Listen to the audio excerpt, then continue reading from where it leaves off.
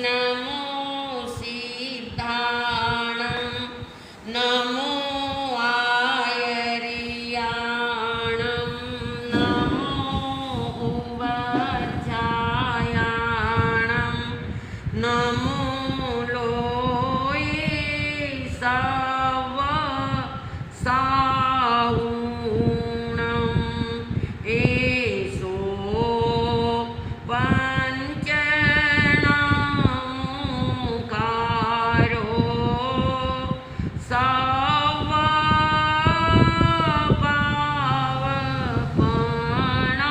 सवपावपणासनो मंगलानंच सवेसी पढ़मं हवै मंगलम्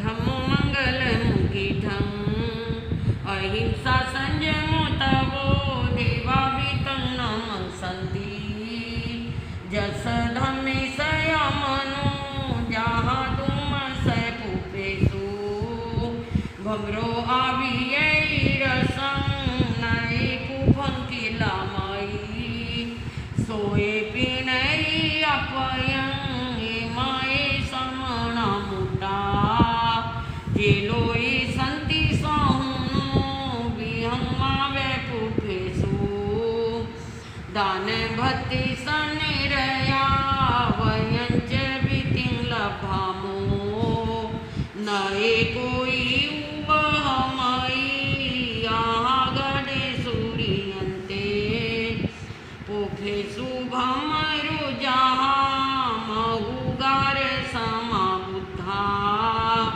जे भवन्ति अनिशिया नाना पिंडरया दन्ता तेन भोजन्ति साहुनो तेवेमि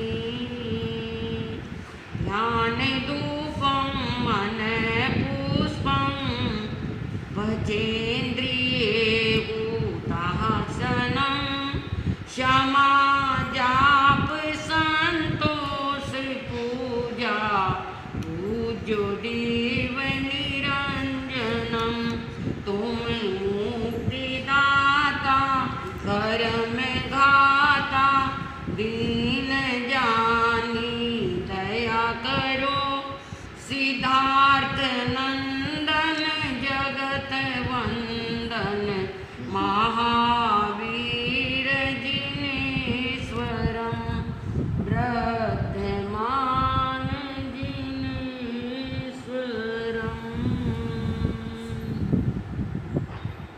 प्रिय श्रोतागणों, कल आप लोगों ने जीवन और अध्यात्म दो बातें सुनी थी।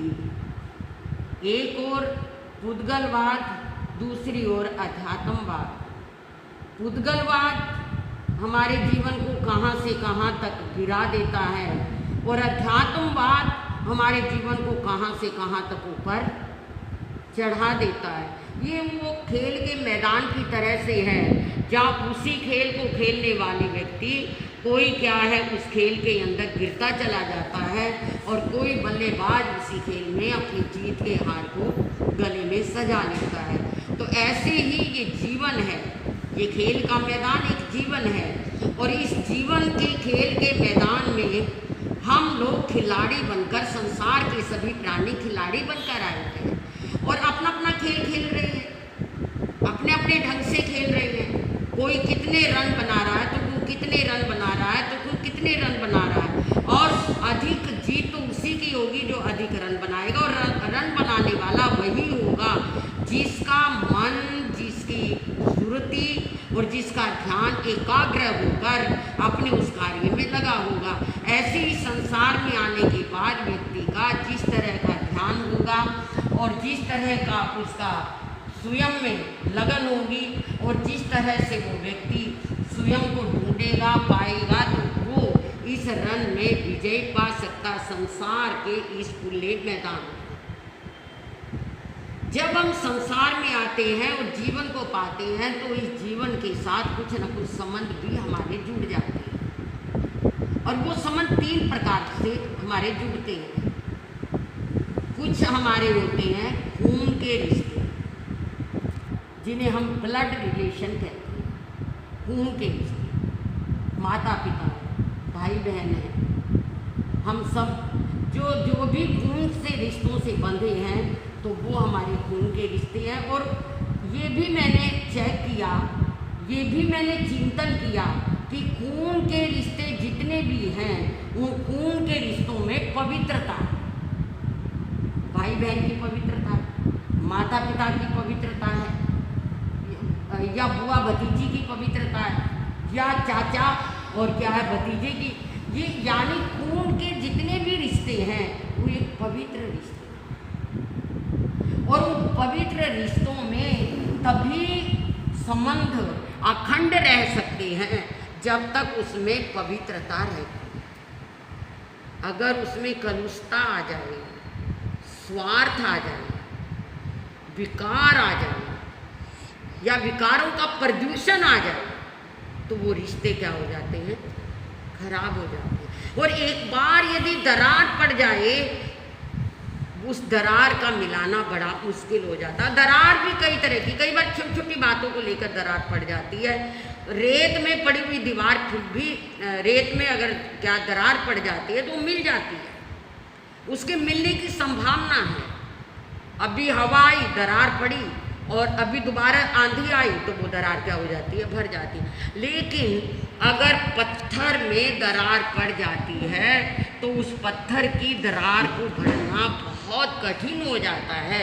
ऐसे ही हमारे खून के रिश्तों में जब कभी मतलब की, स्वार्थ की, या हमारे किसी आग्रह की, या हमारे किसी आसक्ति की अगर कभी कोई दरार पड़ जाती है तो उस आसक्ति की, आग्रह की दीवार को तोड़ना एक बार पड़ने के बाद बहुत कठिन हो जाता है।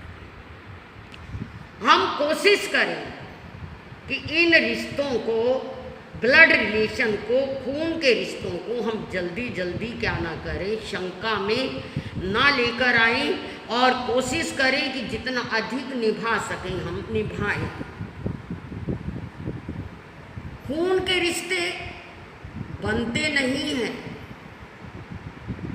बनाए नहीं जाते, ये नेचुरल है, कुदरती है।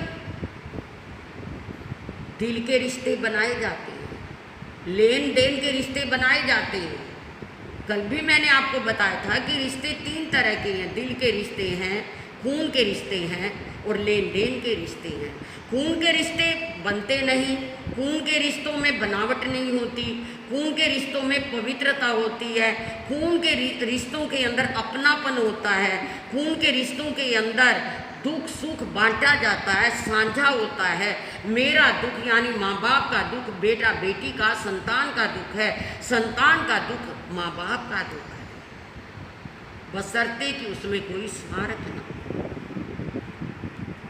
आज तो हम आग्रह के पीछे अपने रिश्तों को तोड़ देते हैं।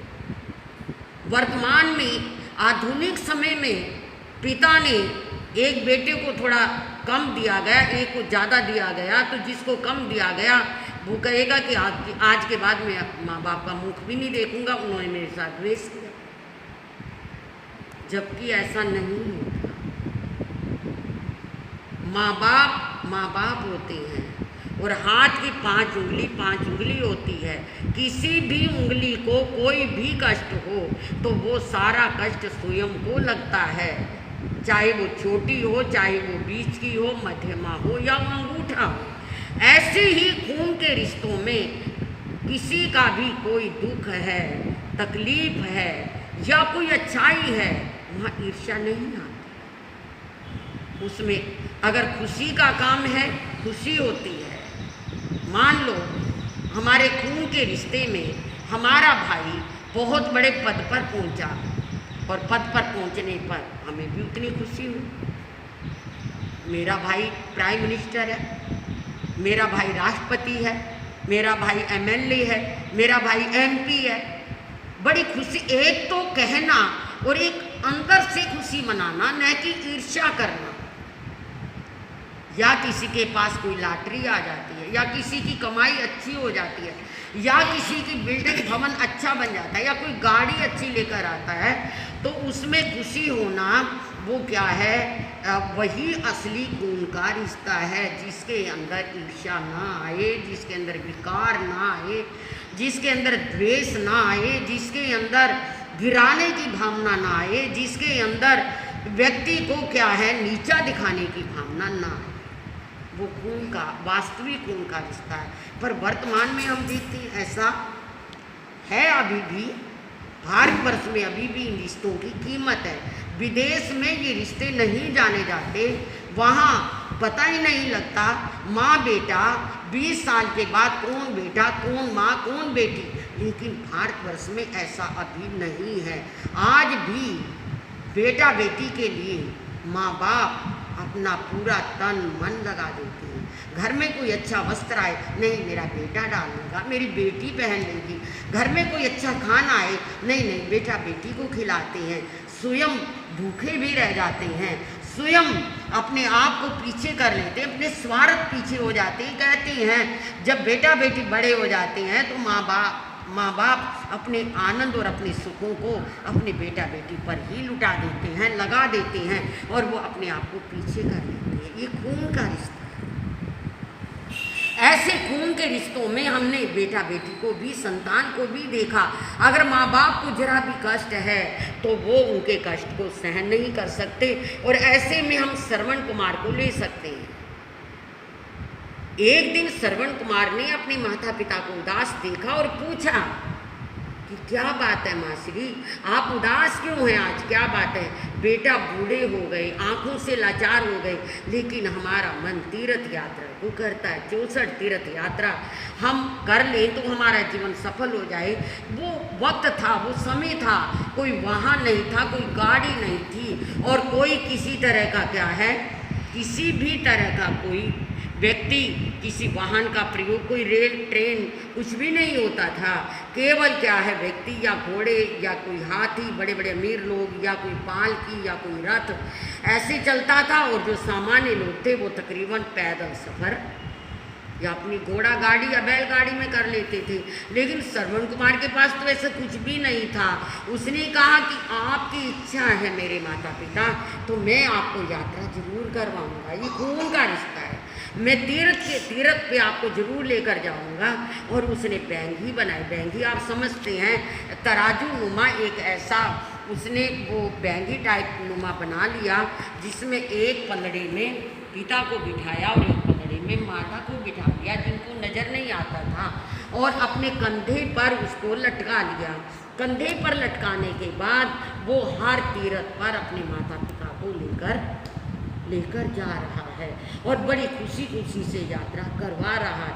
ये खून का रिश्ता है, जिसके मन में रत्ती भर भी ऐसा विचार नहीं श्रवण कुमार के कि ये माता पिता मेरे ऊपर बोझ बन गए, आज मैं इन्हें कमा कर खिला रहा हूँ, आज मैं इनके लिए ये कर रहा हूँ। नहीं, अगर आप सत्य में खून का रिश्ता निभाना चाहते हैं तो कम से कम 10 मिनट, 15 मिनट, आधा घंटा, 24 घंटे में से अपने माता पिता के लिए जरूर निकालें। इससे आपको 3 फायदे होंगे, 3 लाभ होंगे। पहला लाभ, आप माता पिता को प्रसन्न रखेंगे। दूसरा लाभ, उनका आशीर्वाद आपको मिलेगा। तीसरा लाभ, जब आप उनके चरणों में नमन करोगे तो अनेक बीमारियों से आपका छुटकारा हो जाएगा। कहते हैं कि अगर किसी के सिर पर कर्जा हो और वो 50 दिन, 40 दिन अपने माता पिता के चरणों में पूरी भक्ति के साथ, पूरे प्यार के साथ, पूरे स्नेह के साथ अगर झुक जाए, पूरी श्रद्धा के साथ अगर झुक जाए, तो उसका सिर का कर्जा फौरन उतर जाता है। उसके सिर पर कोई कर्जा नहीं रहता। ये माता पिता का आशीर्वाद है। देखिए, बच्चा जन्म बाद में लेता है और माँ उसके लिए कितना बड़ा कार्य करती है कि स्वयं उस बच्चे को सूखे में करती है, और आप उसके क्या है किए हुए पेशाब और टॉयलेट के भीगे हुए कपड़े में चली आती है। भरी सर्दी में उठकर अपने लिए जो कभी नहीं करती थी, अपने लिए जो कभी खाती पीती नहीं थी भूख लगने पर भी, लेकिन अपनी संतान के लिए वो उठती है, रात को जागती है, शीशी गर्म करती है, दूध उसको पिलाती है, उसको देखती है रात को बार बार उठकर कि मेरा बच्चा नंगा तो, मेरा बच्चा कहीं क्या है सर्दी में तो नहीं है, मेरे बच्चे को कहीं गर्मी तो नहीं लग रही है। ये खून का रिश्ता है, ये खून का रिश्ता है। इधर बच्चा तकलीफ में होता है और इधर माँ को कुछ होना शुरू हो जाता है और माँ अंदर से जान लेती है कि आज मेरे अंदर कुछ हो रहा है, इसका मतलब मेरी संतान चाहे वो अमेरिका में है, लंदन में है, जापान में है, यूएसए में, कहीं भी क्यों नहीं है, मेरी संतान को कोई ना कोई कष्ट आ रहा है। ये माँ की अनुभूति है, ये खून का रिश्ता है। और ऐसे नहीं कि माँ बाप को हो, अगर माँ बाप परेशान है और बच्चा कहीं दूर बैठा है तो वहाँ उसे लगेगा कि हो ना हो मेरे माता पिता को कोई परेशानी है, और वो जान जाएगा, उसे पता लग जाएगा, और पता लगने पर वो क्या है वहाँ से चला आएगा। ये खून के पवित्र रिश्ते हैं। खून के रिश्तों के हमारे भारतवर्ष की संस्कृति में अनेकों त्योहार बने, कहीं भैया दूज बने, कहीं राखी बने, कहीं क्या है बहन के लिए अनेक अच्छे श्रावण जैसे त्योहार आए, जिसमें हर भाई अपनी बहन को खुश करने के लिए कभी उसे मीठे के नाम पर घेवर खिलाता है, लेकर जाता है और ससुराल पे पहुंचता है। ये सब क्या है, क्यों है? ये रिश्ते लेन देन से संबंध नहीं है। आज तो हमारे रिश्ते लेन देन के रह गए, अगर भाई कुछ लेकर आ रहा है तो बहन भी उतना ही दे तो रिश्ता रहेगा, अगर बहन नहीं दे पाती तो क्या है वो रिश्ता समाप्त हो जाएगा। पर नहीं, इन रिश्तों का ना कोई लेन देन से संबंध है, इन रिश्तों का ना किसी स्वार्थ से संबंध है, इन रिश्तों का ना किसी क्या है और किसी मतलब से संबंध है। ऐसा नहीं है कि मतलब निकल गया तो पहचानते नहीं, नहीं, ऐसा भी नहीं कि मतलब कि ये दुनिया है यहाँ कौन किसी का होता है। धोखा देते हैं लोग वही जिन पर की भरोसा होता है। हम जिसको मोहब्बत कहते हैं वो असल में धोखा होता है। रंगीनियों में हम भूल गए हर फूल में कांटा होता है। ऐसा नहीं, मतलब का रिश्ता नहीं है। मतलब निकल गया तो पहचानते नहीं, जा रहे हैं ऐसे जैसे जानते नहीं। जिसकी कोठी में दाने उसके लिए सभी अपने, जिसकी जेब में पैसा तो सभी पूछेंगे हाल कैसा। ऐसा नहीं, इन रिश्तों में समर्पण का भाव रहता है और इतना बड़ा समर्पण का भाव रहता है। अगर घर में 4 रोटी बनी है और घर में 3 प्राणी हैं तो पहला प्राणी चाहेगा मेरा क्या फर्क है, मुझे क्या फर्क पड़ता है। वो चाहेगा कि बेटा खा, बेटी खा, बहू खा। और इन रिश्तों के कारण से कई बार हमारे घर की दरिद्रता भी समाप्त होती चली जाती है। मैंने बहुत समय पहले पूज्य गुरुदेव से अमर मुनि जी महाराज साहब से एक कहानी सुनी थी। अक्सर वो अपने प्रवचनों में उस कहानी को सुनाया करते थे। बड़ी क्या है सुंदर कहानी। बहुत अमीर एक व्यक्ति था, एक बेटा और बहू और एक पत्नी, ऐसे घर के 4 प्राणी थे। एक दिन रात्रि में सोते हुए उसे कुछ एहसास हुआ, आभास हुआ कि शायद कुछ छम की आवाज़ है। उसकी आँख खुली तो उसने देखा घर की कुल लक्ष्मी उसके सामने खड़ी, कुल देवी खड़ी। एकदम उठा वो अमीर और उसने कहा माँ आप कैसे आ रही हो, कैसे आना था? बेटा वत्स बात ये है कि मुझे लगा कि अब आपके घर से लक्ष्मी जाने वाली, घर में विपत्ति आने वाली, गरीबी आने वाली। बेटा मैं ये सोचती हूँ कि ऐसे में आप संभल कर रहना। और माँ लक्ष्मी का कहना है कि मेरी तुम्हारे पिता ने, तुम्हारे दादा ने बहुत सेवा की, बहुत पहरेदारी करी। इस उपलक्ष्य में अगर वो कुछ मांगना चाहें तो मांग सकते हैं, लेकिन मुझे नहीं मांग सकते। घर में लक्ष्मी नहीं रहेगी। आज जो करोड़ों का, अरबों का धन है वो देखते देखते समाप्त हो जाएगा और मुझे जाना है, यानी लक्ष्मी को जाना है। तो बेटा मैं तुम्हें सावधान करने आया। सोचने लगा अमीर, कहने लगा माँ कल फिर दर्शन देना, मैं जरा अपने परिवार से बात कर लूँ। सुबह उठकर उसने अपनी पत्नी को और अपने बेटा और पुत्र वधू को बुलाया और उनसे सब क्या किया, विचार विमर्श किया और कहा कि बोलो क्या करें। बहू बहुत समझदार थी। बहू ने कहा पिताश्री आपको अब लक्ष्मी तो जाएगी, हम जैसे मर्जी सोचें वो नहीं रह सकेगी, क्योंकि जब आवाज़ आ गई कुलदेवी माता ने कह दिया नहीं रहेगी लक्ष्मी। कहती हैं कि जब बंधी हुई लक्ष्मी को जाना हो तो वो 7 कोठों से भी चली जाती है और जब आना हो तो वो छप्पर फाड़ कर भी आ जाती। ऐसा सुनने में आता, कहावतें बनी ऐसी। तो इसलिए पिताश्री चलो लक्ष्मी जाए तो कोई बात नहीं, मगर कहना कुल माता से कि हम चारों का आपस का प्रेम बना,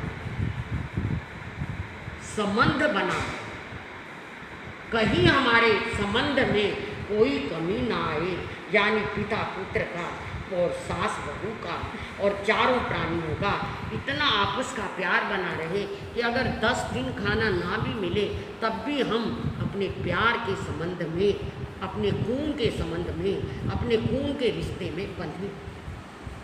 सेठ अमीर को कुछ बात जची और उन्होंने कुल देवी को वैसा ही बोल दिया, तदास्तु कहा।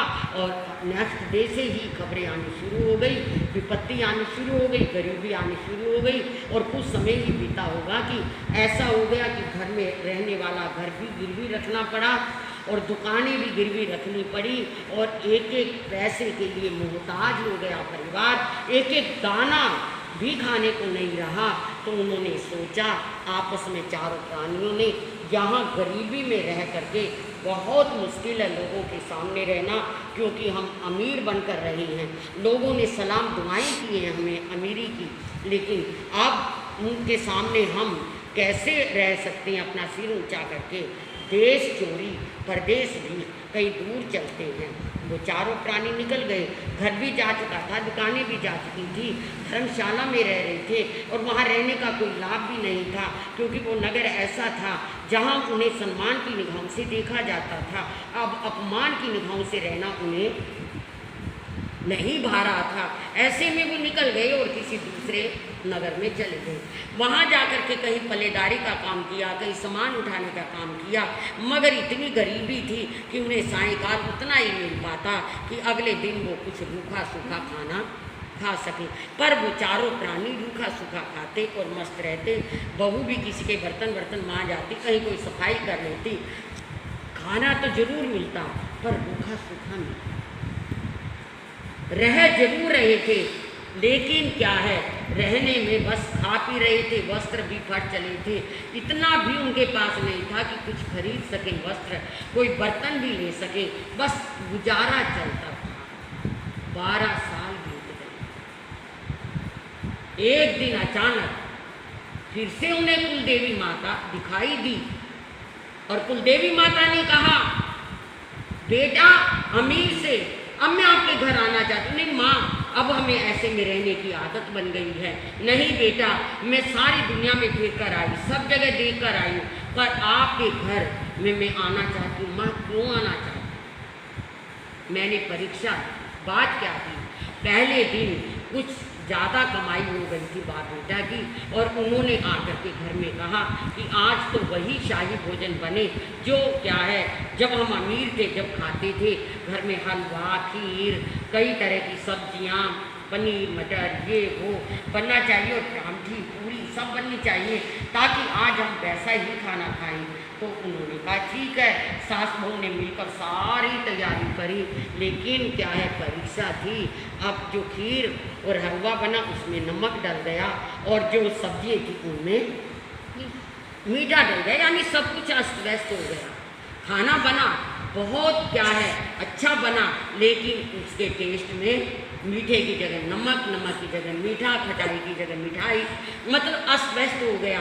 अब क्या है, खाना तैयार होने पर बहू ने सास को कहा, माँ जी ससुर सास को बुला लो, पिताश्री को बुलाओ, खाना वही लेंगे। कहने का मतलब पिताश्री आए और बहुत बढ़िया भोजन थाली में परोसा गया। सासू माँ पंखा लेकर हवा कर रही है और उनके आगे खाना आया। जैसी खीर खाने लगे तो ये क्या नमक, खीर में तो मीठा होता है, कोई बात नहीं, आज ऐसी खीर मिली नमक वाली, कल को मीठी भी मिलेगी। हलवा खटाई डली हलवे में, क्या हलवा बना, पर लेकिन नहीं कहा नहीं। मन में अपने में एक संकल्प ले लिया कि कहना नहीं, उसे आनंद के साथ खाना है। आनंद के साथ खा गई तो चली गई। बेटा आया, वो भी आनंद के साथ खा गया। माँ सास भी बैठी, बहू उसे भी खिला रही है, वो भी आनंद के साथ खा गई। अब बहू का नंबर आया, बनाने वाली तो बहू थी। अब जब खाने लगी, अरे ये क्या नमक में मीठा, मीठे में नमक, ये सब अस्त व्यस्त, सब क्या हो गया, क्या मेरी बुद्धि भ्रष्ट हो गई, मेरी बुद्धि पर पत्थर पड़ गए। माँ जी ये सब क्या हो गया। कोई बात नहीं बेटी, खा लिया ना, घाला घाटी हुआ माठी, एक सब्र की बात है ना कि मुंह तक ही का स्वाद है। अब चला गया, अंदर चला गया, आप मत सोचिए, अंदर तो गया है ना, स्वाद वही भोजन गया ना, असली घी का गया है भोजन। क्या हुआ, नमक की जगह मीठा मतलब उन्होंने बड़े सबस से सबने खाया। और सास ने बहू को कहा, बेटी लो मैं तुम्हें नमक डाल देती हूँ, मैं तुम्हें दोबारा से तैयार। नहीं नहीं माँ जी, जब घर के 3 प्राणियों ने एक जैसा खाया, मैं अलग कैसे खा सकती हूँ, मेरे अंदर वो कैसे जा सकता। देखिए बहू का कितना बड़ा सेक्रीफाइस, मतलब कहने का चारों ने खाया, ये परीक्षा थी। अब कुलदेवी माता ने बताया, देखो बेटा तुम्हारे घर कितना प्यार है, और प्यार है तो संबंध है, और संबंध है तो लक्ष्मी है, और लक्ष्मी है तो सुख चैन है। तभी उस लक्ष्मी की क्या है, कृपा है, वही बरसती है जहाँ पर प्यार और संबंध और रिश्ते क्या ठीक रहते हैं। जहाँ रिश्तों में स्वार्थ आ जाता है, विकार आ जाते हैं, विकृति आ जाती है, लेन देन आ जाता, वहाँ रिश्ते नहीं रह सकते।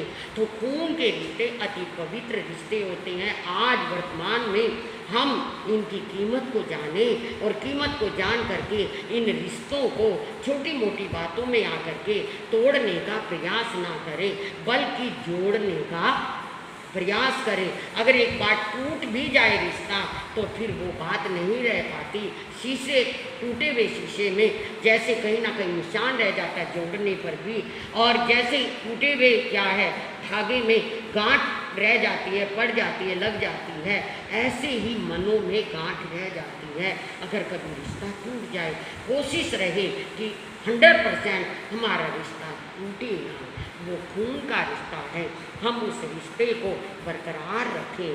जीवन तभी सुंदर बन सकेगा और लक्ष्मी का वास भी तभी रह सकेगा घर में, जब हमारे सच्चे रिश्ते बने रहेंगे। आज का समय आपका रहा। कल हमने अपने प्रवचन में आपको एक प्रश्न भी दिया था, और आज भी प्रश्न देंगे कुछ व्याख्यान से।